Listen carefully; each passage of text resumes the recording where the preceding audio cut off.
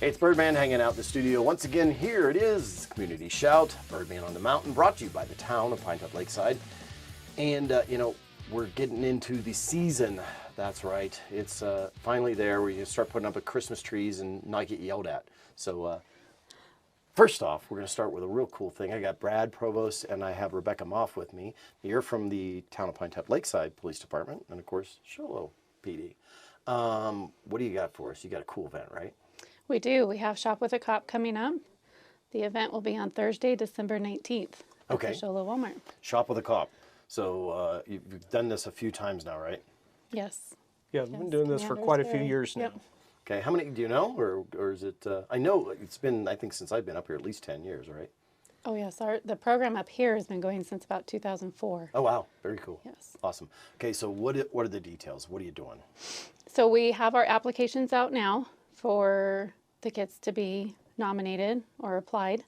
The deadline on those applications is Wednesday, December 4th. Okay. So we still have a couple weeks. And then after that, the selection process will happen, and then the day of the shopping. Cool. Awesome. Okay. So they select the kids. Kids are obviously, there parameters for this, or what are we looking at? Up to the age of 12. Okay.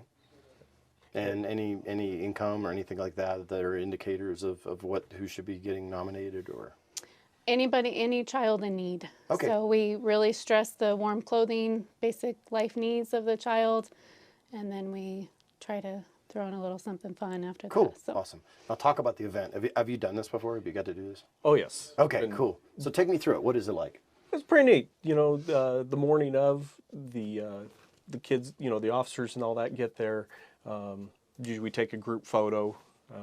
The kids all get there with their parents. They line up, and then they check in, and then they are paired up with an officer to go do their shopping. So the officer goes around and helps them pick out what they want, and then goes through checkout with them. Very cool. Awesome. So they literally get to shop with a cop. Yes. Cool. So any experience that you can share with us of kids over the years or stuff like that? You know, it's neat. A lot of these kids, as Rebecca said, they don't have a lot. It's life needs. They go in and they buy clothes, and you typically see they don't go in and buy toys for themselves. They're wanting to buy something for their siblings or for their parents, and it's neat to see these kids go in and they don't have a whole lot, but they want to give to somebody. They want to give to somebody else. Yeah, very interesting, isn't it? Yeah. Okay, so we got the deadline, we got when it is, the cost is obviously down to, are you accepting donations to help people do this? Absolutely. This program is 100% donation based. Okay. So no monies from the town, nothing like that go into the program, all based off donations. The amounts selected for the children are typically based on their age and then their needs. Okay, so how does somebody donate? What do they do? They can come onto the police department and donate there. We do provide receipts and any information that they would like to have about the program. Very cool. Awesome. Anything else we need to know or tell people? I think what Rebecca says is just important. People know that 100% of their money that they donate goes into this program. There's no overhead cost on our side. Right. It's all going to the kids. That's very good. So money in, money out. Pretty awesome. Well, thank you for your time. I appreciate that. And, check out the details. We'll give you some links and things like that. Everybody has any questions, just reach out and we'll help you. Thank you for your time today. Appreciate it. Thank you for having us.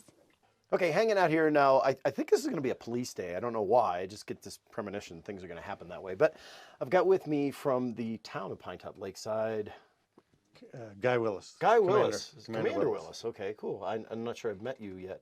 I think I've seen you around, but not officially. So we're going to talk a little bit about something you shouldn't be doing, right? Correct. Okay, and that would be? Texting and driving, or talking on the cell phone with the cell phone in your hand and driving. Okay, so basic cell phone usage. Correct. We've all sort of gotten bad with this, haven't we?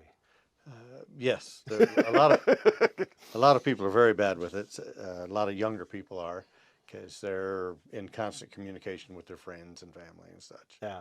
So I know that we shouldn't have been doing it, but it actually has been against the law since when? At the beginning of this year, it was acceptable for law enforcement to stop people and give them a written or a verbal warning It goes into effect January 2021, Okay. and so So driving home from, how's his mic? Is he okay? I just noticed it flipped. Oh, no, he sounds fine. Oh. That's, yeah. Okay, Go okay. ahead and fix it. But, yeah, I didn't have any dropout at all. Okay. yeah, good on us too. Oh, look at that. Look at this crap. I don't know if that'll work. It's me for a mic. There you go. How about that? How's that work? Professional. Right downtown. Microphone holder right there. It's an actual mic holder. Built in. Okay. Um, So start with it. It goes into effect January. Okay. January 2021 is when the law goes into effect. And 2021? Yes. Not 2020. right. Oh, okay. 2021. So we're going to get a whole nother year. Whole of- another year Oh, okay. that officers are allowed to stop you and write you a warning or give you a verbal warning when they catch you with a cell phone in your hand, whether you're talking on it or texting. Most new cars nowadays have a phone connection in the car anyway. Right. So if you have someplace to mount the phone, you can operate the phone without ever touching it, Right. which a lot of the officers have because most departments have a policy against that anyway. Yeah. So, So I know that Android's got away, but I've got my phone sitting right here, and I'm going to say, "Hey Siri, text my wife, I love you." Your message to Allison Hefner says I love you. Ready to send it? Yes. Okay, it's All, sent. all done without hands. So you can Correct. do that in your car. You can text. You can make telephone calls. You can do almost a lot of different things without ever touching the phone. correct. I see people still today doing this. They drive around. They think it's better because, well, I'm looking around, but this is illegal, right? Correct. Okay. Or holding it to your ear or using it for a navigation device, any of that. And a lot of the new vehicles have the navigation built into the screen that's on the dash anyway. Right. So there's no real good reason to be having the phone in your hand while you're driving down the road. So let me ask you a question, because I know that aggressive driving Yes. is you have to have 3 violations. Correct. Would that, even though you're not being fined right now, would that qualify as one of the violations right now? No. Not yet. Not until 2021. Okay. But still, you shouldn't be doing it. Correct. Okay. And you guys are going to be warning, obviously. Are we going to see more step up of the warning? 'Cause it's crazy. I know I was bad. Okay. I used to hold it. I used to do that. The second they passed the law, I was like, okay, cool. It went in a holder. It stays in the holder. It's either my shirt pocket or it goes in the holder now. And the awareness went up to the point that I can see everybody else now holding their phones. And it's a lot of people, isn't it? Yes, it is. So how And you guys, that's going to be gradually stepped up with the warnings until we get to the point where we issue citations. And it's just all about education. You know, there's a lot of people that just still don't have the word that you can't do that, even though it's all over the media. It's in a lot of the restaurants on their little visual board where they advertise, but there's still a lot of people that don't have the word. yeah, okay. So just here to tell people, please put it down. What happens because of this when somebody's texting or holding their phone? What do you see? There's a divided attention. People aren't paying attention to the road. It only takes a second for somebody to pull out in front of you, and if you're not paying attention, that second you're going to cover some distance, or 2 seconds, however long it is that you're not paying attention, that just eats up the space between you and the ability to get stopped before you run into somebody, whether they've stopped in front of you, whether they've pulled out in front of you, whatever. And do you see a lot of accidents caused because of this? More and more accidents, yes. Yeah. It's, Okay. it's on the increase also. Okay. Anything else you want to tell people? No, just please don't use your cell phone when you're driving, you know. Awesome. Commander Willis, appreciate your time. Thank you for what you do. Thank you. And we'll hopefully see you again, but not pulled over somewhere. Correct. All right. Thank you. Okay, still hanging out here in the studio now with me. We've got the Salvation Army, and I've got with me Matt Mason. How are you? Not too bad. How about yourself? Thanks for having a name tag. That helped it out. Yeah, you know. So, Matt, you want to tell us about some of the things going on? What do we got? Yeah, so the bell ringing season's almost here.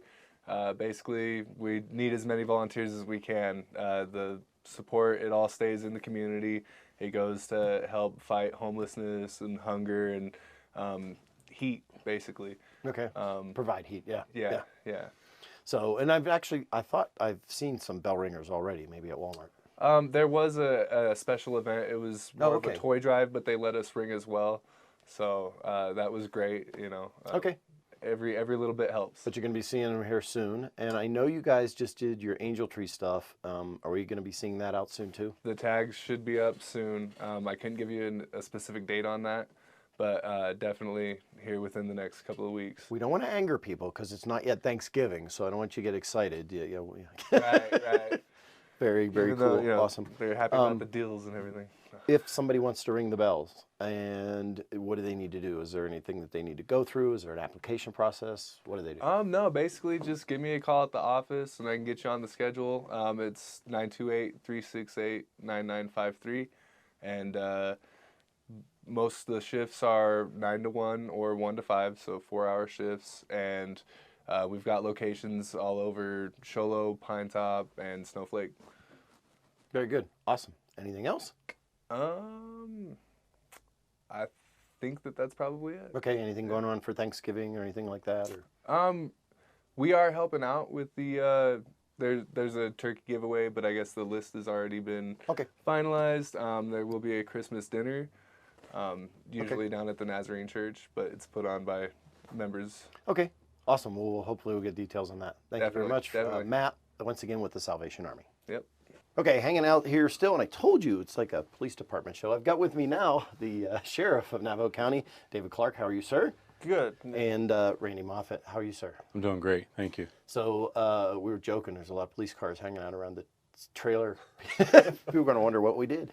But we really wanted to focus upon, we just had officer come in from Pinetop Lakeside, talked about the distracted driving that happens from cell phones, and you got something specific you can talk to that about, don't you?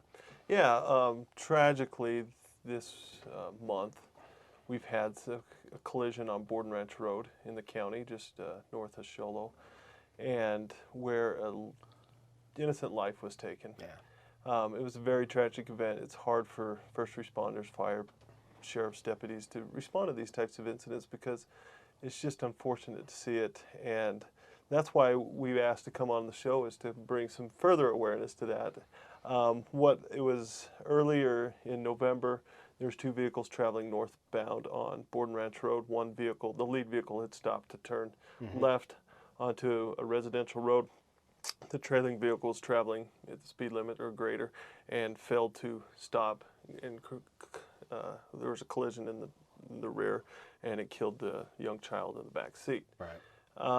And that's when you had Commander Willis from Pinetop Lakeside talking about distracted driving. Right. We're just constantly saying distracted driving is just as dangerous, is just as deadly as impaired driving. Well, to me, it almost seems like it's worse because I only see this as increasing. It seems like Yes. distracted driving, and obviously it's available to a lot more. Alcohol is only available to 21 and above, supposedly, and you get the people that do it, obviously, outside of that range. But anybody can pick up a cell phone and be driving, and they're usually using cell phones before they're even driving. Yeah, and we're so conscious about every time we get that alert, that email, that text, especially if we're working on something busy. If you're a business person traveling to show, between meetings, you're trying to get as much done. And I've heard people say it all the time. I use my travel time to conduct a lot of business. I'm like, that's not good. Unless you have those hands-free devices where you can speak through the vehicle, which is fine, which is great, right? But before that, and then after that incident, I put it out to all my deputies, and they were doing it prior, every vehicle, no matter where you're going, needs to be stopped and be educated on it. Right. It was the day after that child was killed. I was fueling up in Snowflake, and I was turning to go to Holbrook, and I pull on, and I'm waiting, yielding for a vehicle to come, and I just see him literally holding the steering wheel with the, and I'm like, I got to stop it. Right. I was going to a meeting, but I stopped it, and so I'm a working sheriff, Yeah. So I stopped the vehicle, and it's when you bring it home and you say, listen, it's not just because it's the law, but it's people's lives. Whether you believe it or not, I know you don't have an attendant, and you tell that story, he's like, yeah, I got it. I was like, make me a promise today, you'll never, ever. I think he's watching YouTube while he's driving, and It's YouTube, it's whatever, Facebook and videos. we almost, it's like we hear the sounds and we don't even know where they're at all the time. And there's even a thing called a phantom buzz. Like people will feel their phone buzzing and it's not buzzing, and they don't even have a phone on them. Yeah, It's an actual thing. It's an actual condition. Kind of like the Pavlov's dog. With Yeah. And it was tough. I'll tell you, when the law passed and they announced it, I was like, okay, got the mount for the car. I'm not going to use it anymore. It goes up on the dash, and it's tough. It's a literal addiction because it hits all the things that everything else does that causes addiction. You got to physically say no, and that is the thing. You got to think about the lives that could be affected. Perception time is a real thing when it comes to stopping a vehicle, because people are always like, well, the vehicle will stop. So there's reaction time and there's the actual physical time it takes to stop a vehicle, but perception time, and you gotta look into that. Maybe we'll do a show on it to talk about it. Perception is literally the time it takes you to see something and your brain to process that it happens. And recognize that things are Before you even get to react. Yeah. And if you're not looking at the road or looking at it and you've gone for it, that's a second or two that you can give up. But you don't even get the perception time of it. Yeah. So some statistics on that particular stretch of roadway in the county is we've had 9 collisions in the last year, 9 collisions, 2 injury collisions, this fatal collision. And so it's brought, our deputies have increased their patrols. They're out there, and we're getting a positive response from the public. I've received several emails and phone calls saying, thank you, Sheriff, for having these people out there slowing them down. Because it used to be the 2 leading factors were speed and alcohol, Right. or impairment. Now we're adding a third: speed, alcohol, and distracted. It's not texting. People just call it texting, which is kind of a buzzword, but Yeah. it's Facebook, Instagram. And they're watching videos. They're Yeah. watching videos. They're posting posts. Yeah. So then you combine speed and distraction. It's a deadly combination. So we're increasing that. We've got a lot of, you hear, if you follow the Sheriff's Office Facebook and our news releases, we talk a lot about GOHS, which is the Governor's Office of Highway Safety, Yeah. which a lot of law enforcement agencies get special grant funding for overtime, special patrols, DUI patrols, and distracted drivers now part of that, not just DUI. Well, I was almost going to ask, can we, when we do the thing, when you do the stops and everybody stops, can you say, hey, you're not using your phone while you're driving, right? And just remind them and give them because once you think about it, you have to stop. Once you stop and think about it, you can't get past anybody that has children, or nobody hates children. I mean, I refuse to believe that. Exactly. There are those people, but hopefully they're already in jail. But it's you don't want to go to jail, and you don't want to have that hanging over your head ever. For a video. For a video. Yeah. So we've been stepping up that, and with the holiday season coming on, as traditionally we always talk about impaired driving, and the GOHS does a lot of kickoff events. Yeah. Chief can help me out on that. But we're also, with the Sheriff's Office, we're going to be increasing, and we've already begun increasing our stops in education. Good. And you talked about with Commander Willis, next year it kicks in, so we got another year of just education. After that, it's going to be education with a citation. Yeah. Because, like you pointed out, you don't mean harm, but you could take somebody's life. Yeah. So you mentioned holiday season. So a lot of people are buying and selling stuff right now, and you want to mention something else that's going on in the area? Yeah, we had Absolutely. we had a significant case on November 4th. Yeah, November 4th. We had a counterfeit operation that was going on in Heber Overguard. Crazy. That is crazy. So what was happening was there was 3 individuals that were one from Scottsdale and 2 from Arizona City, but they had warrants from several different jurisdictions.